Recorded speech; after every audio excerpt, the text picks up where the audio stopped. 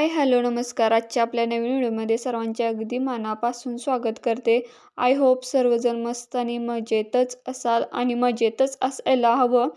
तर सकाळी दरवाजा उघडला आणि बाहेरचा व्ह्यू बघण्यासाठी आले होते. खूप सुंदर असं बाहेरचं वातावरण होतं. कारण रात्री भरपूर पाऊस पडून गेला होता. भरपूर असं वाटत होता, पण किती पडला काय माहीत नाही. कारण माती तर खालची बघा वाळलेलीच दिसते.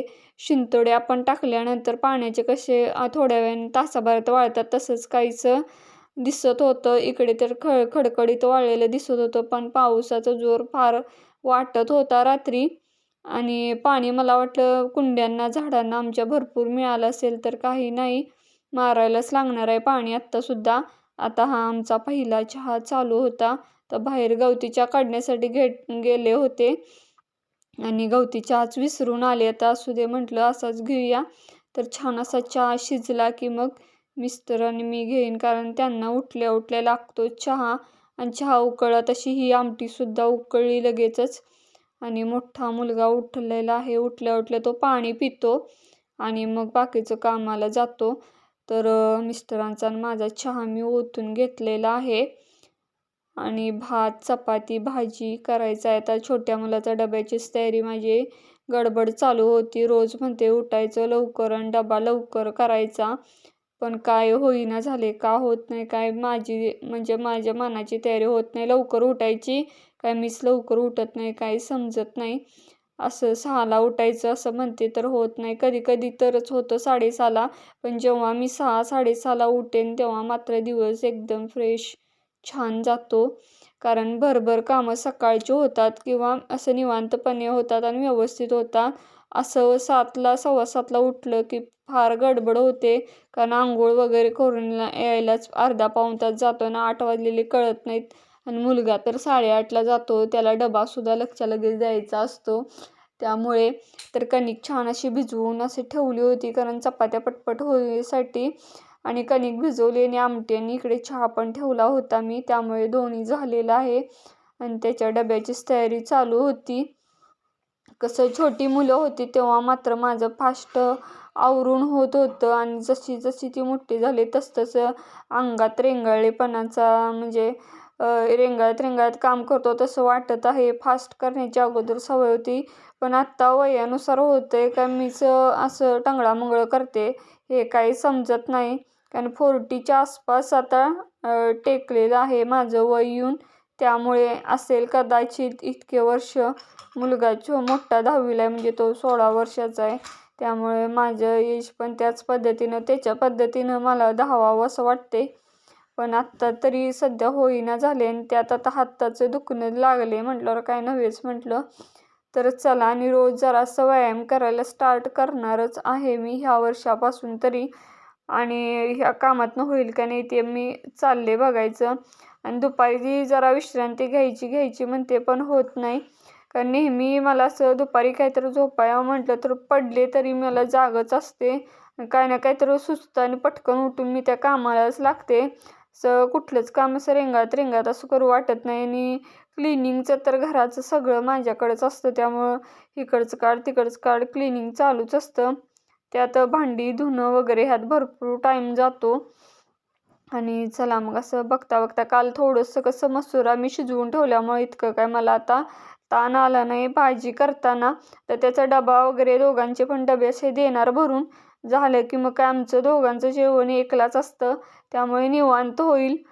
आणि डबे घेऊन गेले की मग जरा स्ट्रेस फ्री होतं. तर इकडे सोलाना वगैरे सोलून ठेवला, आलं लसूण खोबरं कोथिंबीर कांदा जे जे मला लागणार होतं ते मी सगळी तयारी करून घेतली. तर हिरवं मूग उकडायला लावलेले आहेत. आणि बघा हे छान गुलाबाचं फुल आता डोक्यात कधी जाईल माझ्या कोणास डोक्यात घालून सांगितलं तर मी तर पाण्यात वाटीत घालून ठेवले. एवढं खरं, आता कधी घालीन तेव्हा घालीन. इकडे छान अशी मुगाची उसळ मी फोडणीला घातलेली आहे. आणि यामध्ये मिस्टरांनी भीमसेनी कापूर घातलेला आहे या मशीनमध्ये, त्यामुळे वास खूप सुंदर किचनमध्ये प्रसन्न वातावरण वाटत होतं.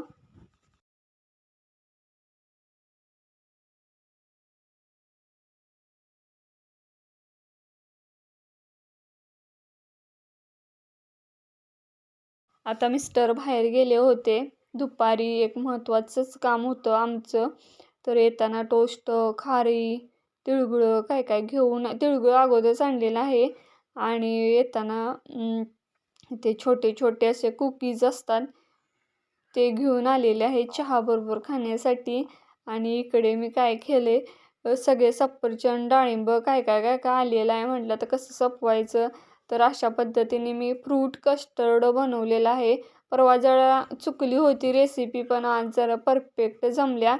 जसं जसं प्रॅक्टिस होईल तशी तशी रेसिपी छान बनेल. कारण मोठा मुलगा म्हटला आहे जरा घट्ट पाहिजे होतं, त्याच पद्धतीनं आज मी केलं आहे. आता बघूया काय रिझल्ट येतो आहे, काय म्हणतात. तर तुम्हाला याची रेसिपी हवी असेल तर नक्की कमेंट करून सांगा. मी रेसिपी शूट करून तुम्हाला दाखवेन. नक्की कमेंट्स 20 तरी आल्या पाहिजेत तर दाखवेन. तर छान असं दूध माझं उकळले आत्ता झाले. आता मी काय ते फ्रीजमध्ये ठेवलं नाही, लगेच दूध गरम करून घेतलं आणि काय केलं, थोडं बाजरीचं पीठ होतं ते आणि आपली कणिक असं मिक्स पीठ हे करून मळलेलं आहे. भाकरी कडक होतात कारण पीठ होतं रवाळ बाजरीचं, त्यामुळे म्हटलं आता दोन्ही मिक्स करून चपातीसारखंच करूया, जेणेकरून दोन्हीही पोटात जाईल. आणि चपात्या तर आमच्यात रेग्युलर लागतात. चपाती कशी पण असली तरी खातात. भाकरी खायला जरासं मन नाराज करतात, म्हणून म्हटलं अशाच पद्धतीने करूया. आणि मिस्टर गेले होते, म्हणजे आज पोलीस स्टेशनमध्ये बोलवलं होतं. कारण जसं कुठं आमचा ॲक्सिडेंट झाला तिथल्या तिथे पोलीस स्टेशनला ते FIR दर्ज करायला लावला होता आणि त्याच्याच महत्त्वाच्या कामासाठी त्यांनी गेले होते. बघा, छोट्या छोट्या बारीक सारीक गोष्टी आहेत, पण आयुष्यामध्ये किती महत्त्वाच्या असतात बघा. ॲक्सिडेंट केस असली की ती FIR दर्ज करा, पोलिसांना कळवा. कारण ते डॉक्युमेंट असणं पण खूप महत्त्वाचं असतं आपल्याकडे. मेडिकल पॉलिसी क्लेमला भरपूर ठिकाणी ते लागत असतं अपडेशन, त्यामुळे ह्या गोष्टीसुद्धा माहीत असाव्यात. ह्याकरता तुम्हाला सांगितलं, कुठेही कुठल्याही गाडीचा किंवा कोणाचा पण धक्का लागला तर ह्या गोष्टी करणं अत्यंत महत्त्वाचं आहे आणि त्याचा खूप मोठा फायदा पण होणार आहे आम्हाला. त्यामुळेच ह्या गोष्टी एक तासाचं काम असलं तरी करणंसुद्धा महत्त्वाचं आहे. आणि इकडे माझी आमटी झाली होती. भात आपला सिंपल पांढराच केला आहे आणि जे काय मिक्स आपलं वाटाणा वरणा वगैरे होतं त्याची भोगीसारखीच अशी मी भाजी फोडणीला घातलेली आहे ह्या कढईमध्ये. आणि तीच भाजी आता संध्याकाळी चपाती, भाजी, भात आणि आमटी आणि जे काय कस्टर्ड केलेलं आहे ती स्वीट डिश टाईप मुलं खातात आवडीने, म्हणून मी केले. वास तर छान येत होता आणि टेक्स्चर पण छान आलं होतं. आता कसं फळं संपली की दुसरी येऊन पडाल्यात. फळं संपली की अशी 2 बुट्ट्या होईल एवढी फळं झाली असतील. सफरचंद, डाळिंब, संत्रं, केळी, भरपूर फळं ह्या वेळेला आली होती. आणि आपले ह्याचे बिस्किट पुड्यांचे सुद्धा एक मोठा डबा भरेल एवढे बिस्किट पुडे आले होते. तर अशा पद्धतीनं कोण ना कोण तर सतत असं मोकळं कोण येतच नव्हतं. प्रत्येकजण काही ना काही तर घेऊन येत होतं. फळं पण खूप महागाई कशाला घेऊन आलाय असं म्हणतोय, पण प्रत्येकाला आपण पण घेऊन गेलेलं असतोय. त्यामुळे ती जाणीव असते लोकांना, त्यामुळे ती घेऊनच येतात. कोण तसं मोकळ्या हातानं असं पेशंटला कधी बघायला जात नसतात लोकं. त्यामुळे असावं कदाचित. चला मग माझा अशा पद्धतीने संध्याकाळचा स्वयंपाकसुद्धा तयार होत आहे. आणि मुलं आलीत आणि ते सुद्धा जेवून घेतलीत आल्या आल्या थोडंसं, कारण भुका पण लागल्या होत्या दोघांना. आणि दोघं पण अभ्यासला बसलेत. एक मोठा मुलगा गेला अभ्यास शिकायला, आता तो येईल 8ला. करेक्ट 8ला येतो तो. 8ला आलं की आम्ही 8:30पर्यंत बसतोय.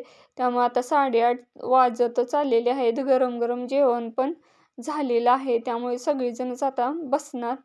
तर आजचा व्लॉग कसा वाटला ते नक्की कमेंट करून सांगा. चॅनलवर नवीन असाल तर सबस्क्राईब करा विसरू नका. सोबतची बेल आयकॉनसुद्धा हिट करा, म्हणजे माझी नवीन व्हिडिओ आली म्हटलं की तुम्हाला सर्वात आधी नोटिफिकेशन मिळून जाईल.